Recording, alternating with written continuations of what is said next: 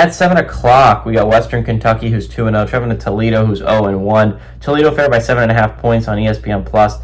And in my opinion, this is the most important game of the 7 o'clock window when it comes to the college football playoff picture. Maverick McIver for the Hilltoppers went 57-82 through 2 weeks, thrown for 706 yards, 8 touchdowns, 0 interceptions, and has looked like one of the best quarterbacks in all of college football. Marvis Parrish had 16 carries for 71 yards, and Matthew Henry's had 9 catches for 189 yards and 2 touchdowns. Tucker Gleason has gone 23 of 40, thrown for 270 yards, 1 touchdown, 1 interception. Chip Trainum, the transfer from Ohio State, has had 14 carries for 41 yards against Kentucky. And Junior Vander Ross had 7 catches for 88 yards and a touchdown. Western Kentucky is 1-0 against Toledo all time. The first time they played was last year, and they won 26-21 at home. This is such a massive game for Western Kentucky, right? I've been saying this since the start of the season. Conference USA is not a super difficult conference. You have probably 3 teams that are going to be good. Western Kentucky, Jacksonville State, and Liberty. Western Kentucky has been lucky enough to not play Liberty, which means the only team that Western Kentucky plays that is likely going to be good in Conference USA is Jacksonville State, and that is the last game of the year.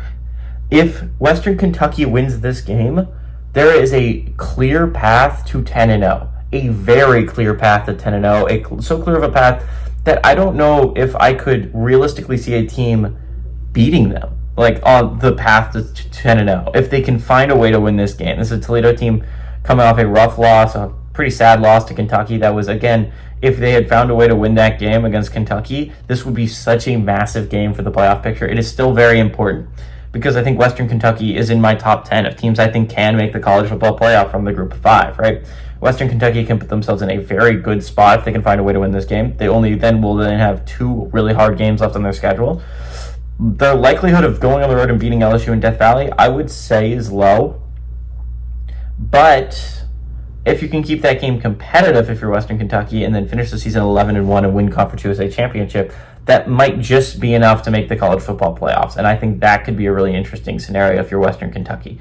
So this is a must-win game if you want to stay alive in that picture, if you're the Hilltoppers. If you're Toledo, this is a gotta-win game if you want to, keep that respect. Again, it is very unlikely that you could make it if you're Toledo after losing your first game, but it was on the road against an SEC opponent. And you only lost by 1 possession. There is a possibility that if you finish the season 11-1, win the MAC, you could maybe make it if you're compared against other one-loss teams. It just depends on if your one loss is better than theirs at the end of the year. So we'll see. Again, I'm a big Hilltoppers fan. I've been on the Hilltoppers train since the start of the season. I think week 0 I was on it, but week 1 I was definitely on it, and I'm still on it. I think Maverick McIver has the most electric group of 5 offense in all of college football. I think Western Kentucky is going to be a scary team regardless of who they play. And I like Western Kentucky Hilltoppers to go on the road and pull off this upset. Give me the Hilltoppers on the road to win and cover.